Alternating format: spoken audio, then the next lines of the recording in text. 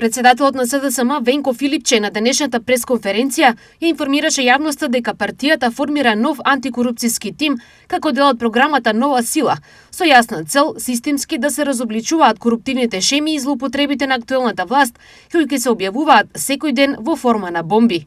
Што тоа представува?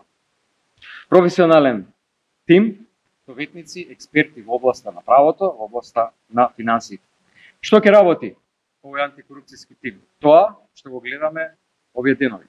Ќе истражува скандали, ќе анализира документи, ќе ги презентира до јавноста, ќе ги разоткрива сите корупцијски шеми на оваа криминална власт, ќе поднесуваме соодветни пријави до национални и меѓународни институции.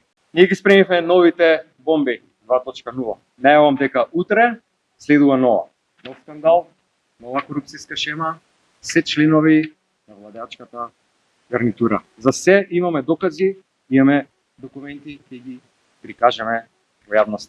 Филипче денес упати и повик до главната европска обвинителка Лаура Ковеши да ја посети Македонија лично да се запознае со малверзациите на ВМРО ДПМН. Најиронично е Филипче и СДС да зборуваат против криминалот и корупцијата. Главниот извор на криминалот се токму тие, велат од ВМРО ДПМН. СДС нема никаков кредибилитет да говори за борбата против корупција. Главниот извор на криминалот во државата се токму тие, нивните кадри, нивните мрежи и системот на злоупотреби и делови од обвинителството кои ги штитат.